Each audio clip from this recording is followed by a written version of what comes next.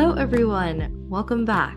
My name is Aarna, host of Aarna's News, where on this podcast channel, I aim to eliminate the gender gap in the STEM fields by featuring inspiring female professionals and highlighting their stories and accomplishments to further encourage girls. Today on episode 68. I always say surround yourself with people that want you to be successful. I had a very great mentor, Patty Mitchell, and actually she is instrumental, and she was instrumental in my career because it's very important to stay on top of things, and I'm constantly learning from other executives and actually from students too, because I always make sure that I get feedback from students so I can evolve and make the platform better fitted for their needs. So it's very important to listen, to analyze data, and to evolve.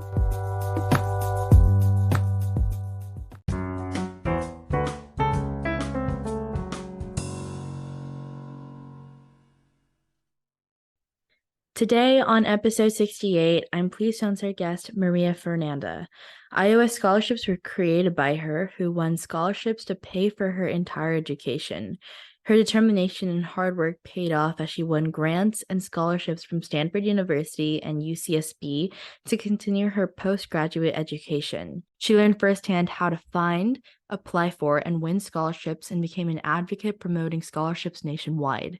She has been featured in just about every major media outlet, including Univision, Telemundo, Diversity in STEAM magazine, Hispanic Network magazine, Black EOE Journal, and Professional Women's magazine. And realizing how time-consuming and complicated the process of finding scholarships for diverse students was, she created iOS scholarships to make things much easier.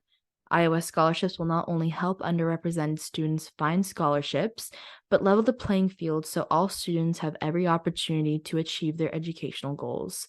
So thank you so much, Maria, for being here today. Before we dive into the questions, would you like to introduce yourself?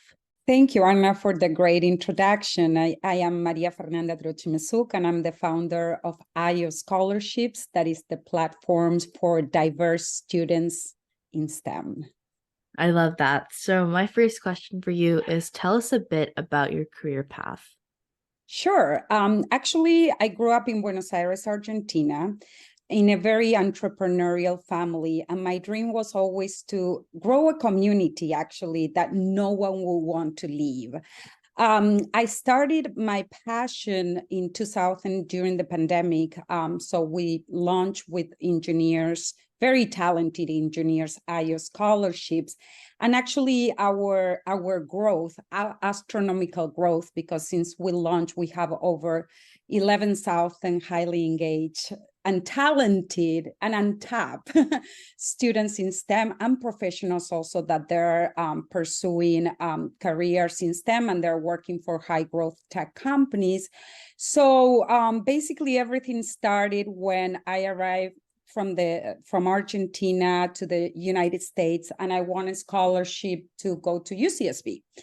And that opportunity opened a lot of doors, not only in my career, but also it instilled in me my passion to help and open doors for other students of color in STEM. And actually, I feel very blessed to have worked with engineers that put together the platform and help me out grow it. And also, I'm very thankful of the journalists. We have over like 250 journalists on a national level that have been promoting our scholarship. So in terms of career path, I guess I started, coming from Buenos Aires again and going to UCSB, and then I won a scholarship, and that allowed me to continue my postgraduate education. And then I was hired by several companies in the area of public relations and marketing. That those are my skill sets and strength. However, my passion, again, I'm the connector. I'm here to open opportunities for highly talented students in STEM. And, we also offer high growth tech jobs to those students that want to succeed in these careers that they're so fascinating to me. I mean, I love that you kind of had that journey and that passion even when you were a kid. You always wanted to create a community for people. And you kind of did that. You were able to get a scholarship at UCSB and you wanted to bridge that and give a lot of opportunities to younger kids. And I really, truly love your mission.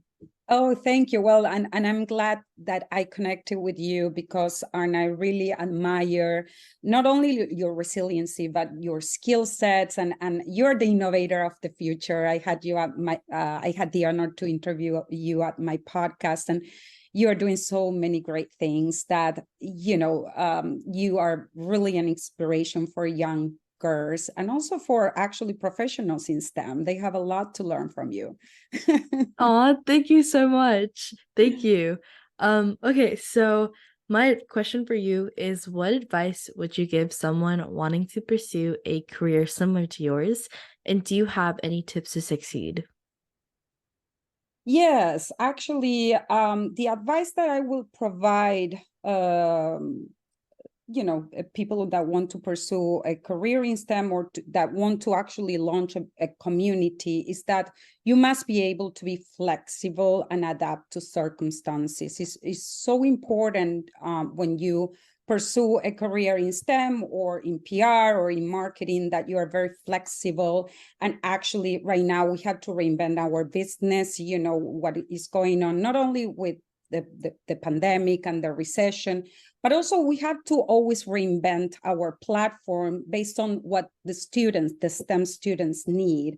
And nowadays, with affirmative action, it's more than ever important that we have IO scholarships, because our scholarships are not based only on scholarship from universities, but also from private organizations and corporations that really embrace diversity. So it's so important that actually the tip to succeed is to be flexible, to be resilient, and also the first tip is to have passion for what you do. Like, if you have passion, you will find a way to make it work, even with limited resources. I'm a firm believer. For me, education was actually a challenge to pursue, a postgraduate education, especially, to be able to go to UCSB and Stanford, that they're expensive and well-recognized universities worldwide.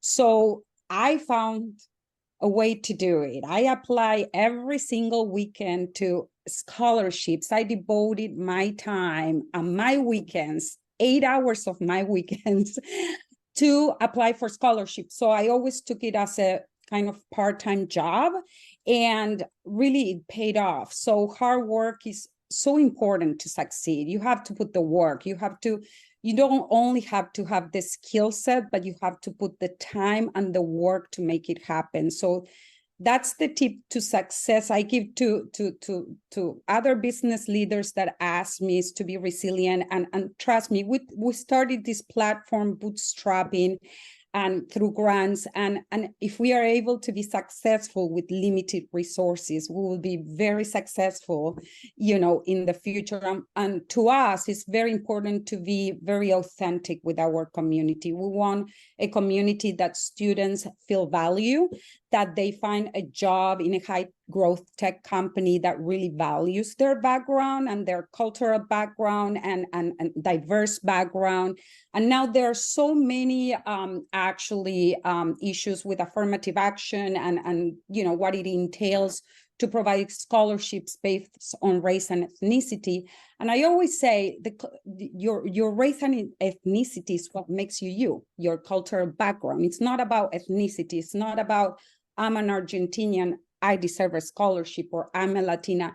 No, I bring a different skill set because I grew up in a different environment. So all these IO scholars that we have in our platform, I always say that they're so talented because they bring this diverse perspective, and then they can create products that they're like so unique and amazing based on their ethnical and cultural background, actually. So this is a win-win for the economy, and Latinos constitute a very large percentage of the gross domestic product.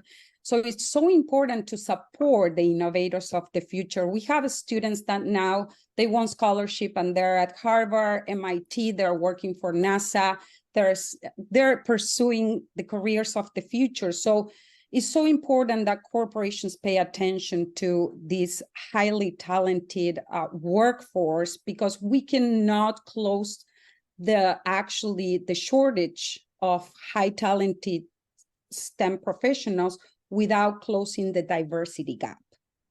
Absolutely. I mean, I really love what you said. You said that passion really comes from whenever you do things, passion really helps you do things because it's true intrinsic motivation.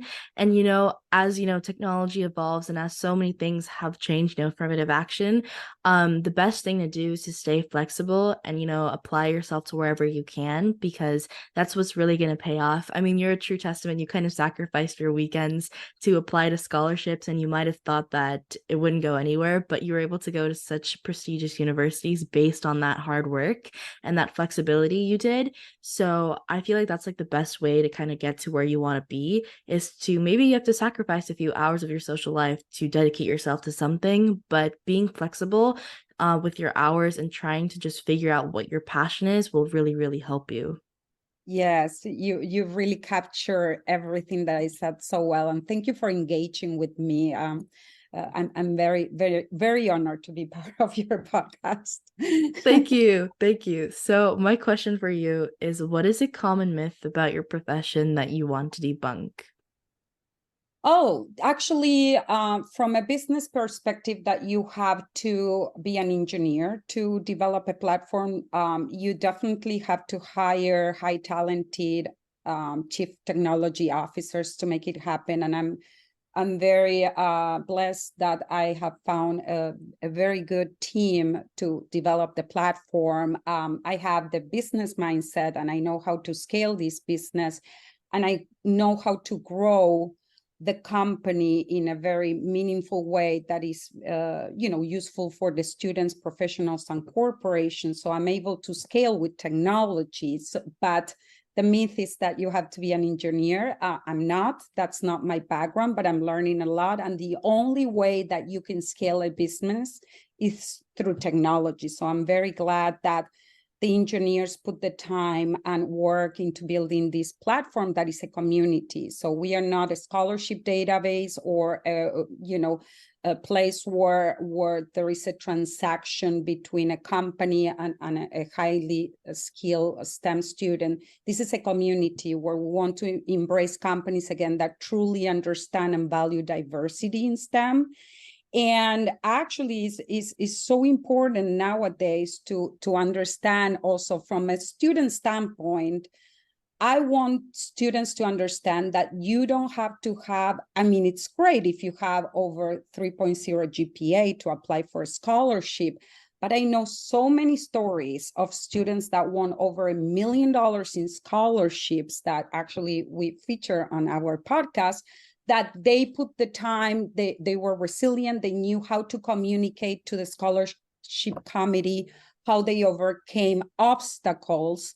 And that was what made it. Actually, they won the scholarship over maybe another student that had better grades, because they were able to showcase their resilience, their how they overcame challenges, the solutions that they offer when they were faced with challenges. So again, I will tell students there is a myth that you have to have excellent grades. It really helps. I don't want to underestimate having excellent grades, but what makes it is really your resilient and the time that you put to achieve your goals, and the flexibility that you have, and how you overcome challenges. That's what the scholarship committee is looking for, a resilient leader. Absolutely. I mean, I really liked what you said, because technology is honestly just a tool. Don't discount your ideas based on if you know how to use, different types of AIs or if you know how to code, because an idea is just an idea. You can scale it, you can build it, but don't discount yourself if you don't know how to code, because honestly, it's just a tool. It's not going to help propel you. It's really just your ideas. So even if you don't know how to code, even if you don't know technology, that's okay. Just, continue building your ideas and, hire someone or bring someone along who actually has that background because you are fully capable in building your ideas and building whatever you want to do. I agree. All right. And if you could step into my shoes or younger self, what would you have asked yourself that I didn't? That's a great question. I wish I would have known that I was not alone. In fact, that I belong to something bigger than, myself, or bigger than, the company. So basically, the skill set that we are shaping at IO scholarships will be the engine of this economy. So they're not alone. That's why I want to build a community. I want them to be confident that there is another student of color that now again is going to Harvard and MIT and other universities and is working for NASA or doing very innovative things for their own company. So I want to know that the thing that I didn't understand and I wish I understood is that I wasn't alone again and I belong to a very big cause. And, it took me 40 something years to figure out my passion, but, it's never late. And, I overcame a lot of challenges in terms of not having the financial resources to go to prestigious universities, but if there is a will, there is a way. I love that. If there's a will, there's a way. I mean, with so many things that you've had to do, if your passion is truly intrinsic and it's like actual motivation you want to do, then of course you can get to it. And just know that you're never alone. There's probably one other person in the world in the same boat as you. So just know that whatever you're doing or whatever journey you're in, you're not alone. There's at least someone in this world who's here, like in like the 7 billion people we have here on Earth. There's someone there, and you're part of a community that's kind of growing, and you'll find yourself in the future. So don't ever be too worried about that. Yes, I love it. Mhm. And my question for you is, what are the best resources slash books that have helped you find your career path? Oh, there were a lot of books. Actually, for me, mentorship is like the key to grow, to have a strong community that actually want to succeed. And during our podcast, you mentioned also that you have a lot of mentors and that you surround yourself with people that want the best for you. So I think in terms of for me, there were some books throughout my career. I love Dare to Lead from Brené Brown, and actually Leapfrog is another very empowering book for women. And I feel like, I'm constantly learning from not only books, but from other mentors or from other community leaders that they're in the field. So it's you never stop learning. It's just a constant evolution. So I guess Dare to Lead is a very good book. I love that. I'm gonna definitely check out those books because I also love Brene Brown. I've heard of their books, but I'm really gonna read them soon. Yes. All right. And what do you think is a vital factor that shaped your career? What was your life before learning it, and what was your life after learning it? Ooh, there are many, and they're based on different stages of my career. So I guess when I was younger, to win that scholarship at UCSB gave me actually like the push to believe in myself even more, because I strongly believe that they're billionaires like Bill Gates and other, and even Jeff Bezos, that won scholarships. So it's not about only the money. It's like the desire to succeed in terms of to make it work despite not having the financial resources. And when I say financial resources, I came from a middle class. My parents always had to pay for my education when I was younger. So I always thought I want to take out that burden from them and I will take care of myself. And I started applying for scholarship when I was very young.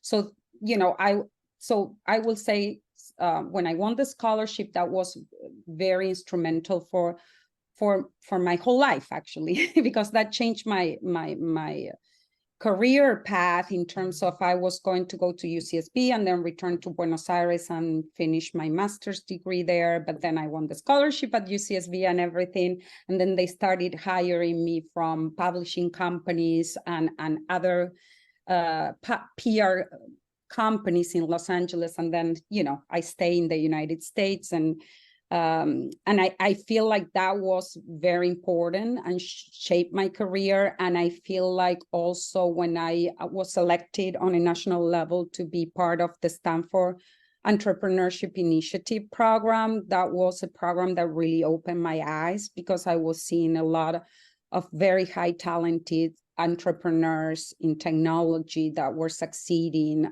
in Silicon Valley and around the nation. So to be able to really interact with other people that they are kind of with similar goals and career path was very empowering.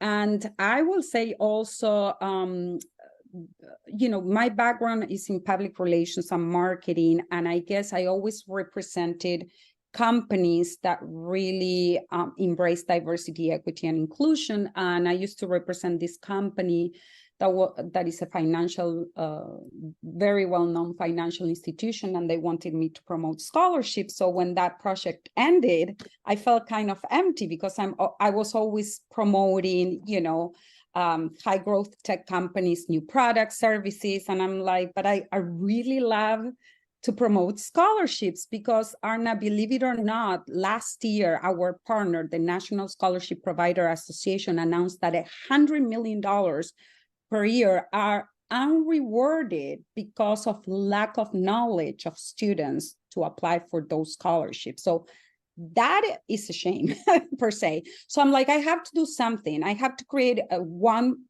place platform where students can go to that platform and find scholarships and workforce opportunities that, for students that they're diverse and very highly talented. So basically, I would say that, it was so important for me to do that PR campaign, because when it ended, I found a way to continue it. And, I started with my own savings. I won a Google Power Up grant to continue and build my engineering team. But I guess it was so important for me to understand that life will take its course and will sometimes naturally take you to where you're supposed to be. And my passion is always opening doors for other people. And this is when I say opening doors to other people. We are not a nonprofit, we are a for-profit. However, I feel like corporations will really benefit from this highly skilled STEM pipeline, and the students too, to work for companies that actually value their diverse backgrounds. So I think it's a win-win. And for me to being able to open doors and maybe change the life of thousands of students with scholarship opportunities and internship opportunities, that for me, it is just a dream come true to be able to do this. So, and to be able to invest in, in highly talented workforce, that is very rewarding for me. I mean, I love that, because what you just said is a true testament to, if there's a will, there's a way. If you truly have that type of mindset of wanting to go after your passion, then you'll find opportunities to figure that out. Like, you wanted to create a community for people to find scholarships, and although your project initially ended, you found a way. You have that mindset: if there's a will, there's a way, and you were able to create iOS scholarships. So yeah, if there's a will, there's definitely a way. And also I wanted to build a community. I have a daughter, like, she's very young, but I always felt that, a community can be so powerful to motivate other students. And I want my daughter to be able to be part of the community and to feel safe, and to see that other students also, students of color, succeeded despite financial barriers or despite some personal or professional obstacles. So I'm always into empowering students with with substance. I'm not promoting, to sell a product. We are not that type of scholarship database that we just, throw advertising to students. We want them to find value, to find scholarships, to find opportunities, to find companies that really value their diverse backgrounds. So for me, it was very important to leave that legacy to my daughter, regardless if she will be, I'm sure she will be part of the platform because she already has this jingle that she does with IO scholarship. So I just want her, and you're a great role model of motivating other younger. So again, hopefully one day she will be able to meet you. Uh, yeah, so because we have some additional time, my question for you is what's one thing you wish you had known when you began your career path? Yes, I wish I knew that actually it's extremely hard to be an entrepreneur. When I say extremely hard, I'm again with the mindset that if there is a will, there is a way. But it's sometimes very, it's terrifying sometimes because you're launching a community that I will never disappoint my IELTS scholars, and I want to make them succeed, and I want them, to be part of the platform and to build a community that no one wants to leave. So that is a very big, mission. So I guess, yes, I wish I knew that that it's very hard to be an entrepreneur, but the key is to understand what is your path and your vision, and be authentic to your mission and vision. So I want to create a community that it would be meaningful and impactful for students. So I have to make sure that my vision comes true, and not get actually distracted by corporate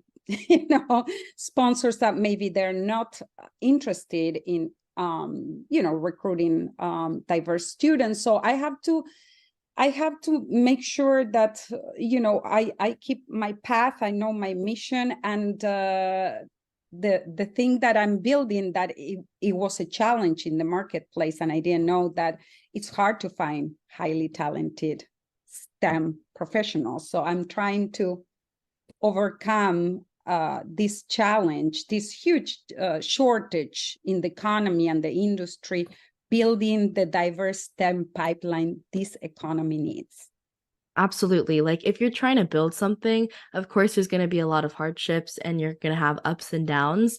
But the best thing to kind of pull yourself through is to make sure that what you're doing is pretty authentic to what you do. Like if it's something you truly enjoy, then of course, if there's a will, there's a way. You'll be able to kind of persevere. So do things that you truly love and you want to do, because that's going to get you through those hardships. And if you do something that's not so authentic to your true self, then of course it's going to be pretty miserable. So just remember that whenever you start something. Yes, I remember, when you were part of the podcast, that was one of your mantra, like really like do what, find your, I wish, one very important point. I wish I would have found my passion not at 40 something years, 45 years old. I wish I would have found it at your age, actually. So because time is such a precious resource, and but I have to go through this path to find my passion. But I have to congratulate you for finding your passion early in life. Thank you. Thank you. And my last question for you is how do you continue to learn in order to stay on top of things within your role?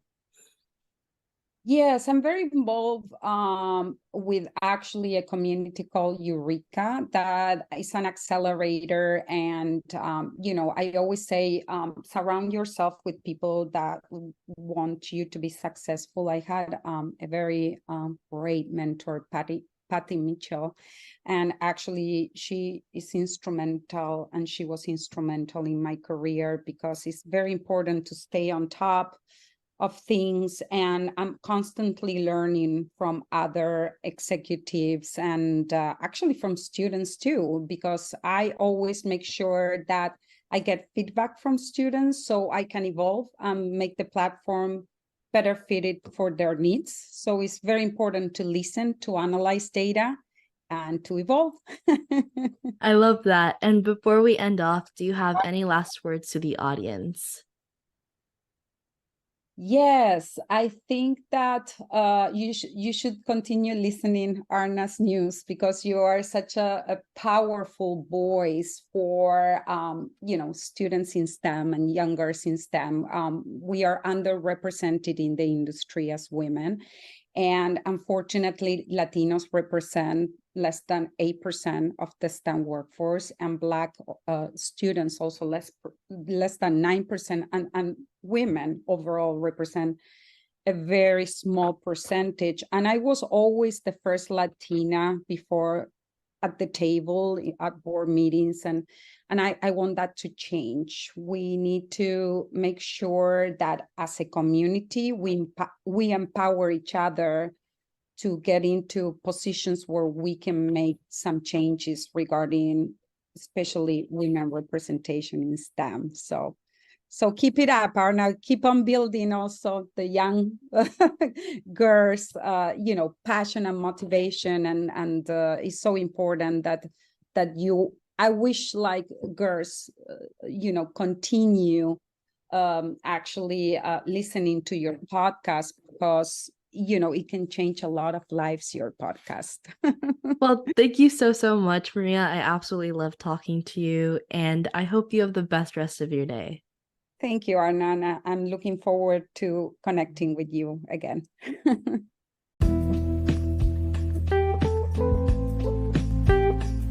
And here are my 3 cents on this episode with Maria. 1, the importance of flexibility and adaptability. She emphasizes the significance of being flexible and adaptable in one's career. She suggests that being open to change and reinventing oneself is crucial for success, especially in the STEM fields. This is a valuable lesson for anyone pursuing a career that requires continuous learning and adaptation. 2, diversity in career paths. Her career path highlights the diversity of opportunities within STEM. She started by pursuing scholarships and dedicated her time and weekends to do applications, ultimately leading her to UCSB. This demonstrates that there are various entry points and pathways to success in STEM, and you don't necessarily need a specific skill set from the beginning. And 3, the role of mentorship. She underscores the importance of mentorship and having a strong community in shaping her career. Mentorship can provide guidance, support, and opportunities for growth. This highlights the value of continuous learning and seeking guidance from others.